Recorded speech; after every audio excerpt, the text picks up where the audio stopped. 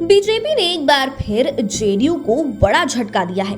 9 मार्च 2023 की तारीख को एक बार फिर जेडीयू ने झटका खाया और इस बार बीजेपी ने नीतीश कुमार की पार्टी को नागालैंड में चोट दी है। यदि पिछले आंकड़े देखें तो बिहार में बीजेपी से अलग होने के बाद जेडीयू को बीजेपी बिहार के बाहर भी लगातार झटके दे रही है। पॉलिटिकल एक्सपर्ट की माने तो वो नहीं चाहती है कि नीतीश कुमार की पार्टी को राष्ट्रीय दर्जा मिले, इसलिए वो कभी नागालैंड तो कभी मणिपुर और कभी अरुणाचल प्रदेश में झटके दे रही है। ऐसे में 5 PM के 5 का तड़का में आज हम आपको उन 5 प्रमुख सियासी घटनाओं के बारे में बता रहे हैं जब बिहार के बाहर बीजेपी ने जेडीयू को झटका दिया है। सबसे पहले 5वें नंबर की बात करते हैं। इसके तहत नागालैंड की चर्चा करते हैं। ये ताजा मामला है। नागालैंड विधानसभा चुनाव में इस बार जेडीयू को 1 सीट पर सफलता मिली थी। हालांकि पार्टी अपने पुअर परफॉर्मेंस से बहुत ज्यादा खुश नहीं थी, लेकिन इस परफॉर्मेंस से भी जेडीयू काफी खुश थी। वो इसलिए कि जेडीयू लगातार राष्ट्रीय पार्टी बनने के लिए प्रयासरत है। इसमें दूसरे राज्य की 1 सीट भी काफी मायने रखती है, लेकिन इस सफलता की खुशी अभी पार्टी के लोग ठीक से मना भी नहीं पाए थे कि बीजेपी ने जोर का झटका धीरे से दिया। जेडीयू का एकमात्र विधायक ने बीजेपी सरकार को समर्थन दे दिया। बिहार में जेडीयू होली की खुमारी में डूबा हुआ ही था कि नागालैंड से झटका देने वाली खबर आ गई। इकलौते विधायक के साथ ही वहां के प्रदेश अध्यक्ष ने भी बीजेपी सरकार को समर्थन दे दिया। इसके आगे कुछ होता इसके पहले ही जेडीयू ने नागालैंड की प्रदेश इकाई को भंग कर दिया। जेडीयू के राष्ट्रीय अध्यक्ष लल्लन सिंह ने कहा कि बीजेपी का अब यही काम रह गया है, इससे उससे ज्यादा क्या उम्मीद नहीं है। अब बात करते हैं 4थे नंबर की। ये सियासी वाकया सितंबर 2022 का है। इसके 1 माह पहले ही बिहार में बीजेपी की सरकार गिर गई थी और नीतीश कुमार महागठबंधन में शामिल हो गए।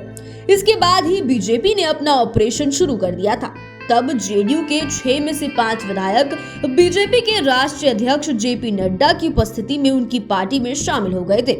उस समय मणिपुर विधानसभा सचिवालय ने बयान जारी कर इसकी पुष्टि की थी और कहा था कि जय किशन सिंह, नरसंगुलूर सन्नाटे, मोहम्मद अजब-उद्दीन, थंगजाम अरुण कुमार और LM खोटे ने बीजेपी का दामन थाम लिया है।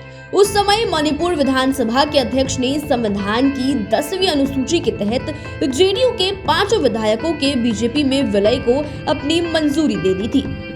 अब बात करते हैं 3रे नंबर की। ये झटका तब दिया गया जब बिहार में जेडीयू ने एनडीए को बाय बाय कर दिया था। इसके बाद ये दूसरा झटका था। सितंबर 2022 के पहले सप्ताह में मणिपुर में 6 में से 5 विधायक जेडीयू में शामिल हो गए थे। इसके चंद दिनों के बाद यानी दूसरे सप्ताह में दमन दीव में जेडीयू की पूरी इकाई बीजेपी में शामिल हो गई। ये सियासी वाकया 13 सितंबर 2022 का था।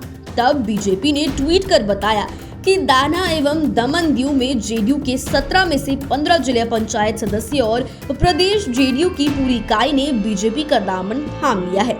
इसके बाद बीजेपी ने बिहार को लेकर अपना पक्ष भी रखा था और कहा कि नीतीश कुमार द्वारा बिहार में बाहुबली, भ्रष्ट और परिवारवादी पार्टी का साथ देने के विरोध में इन लोगों ने बीजेपी का दामन थामा है।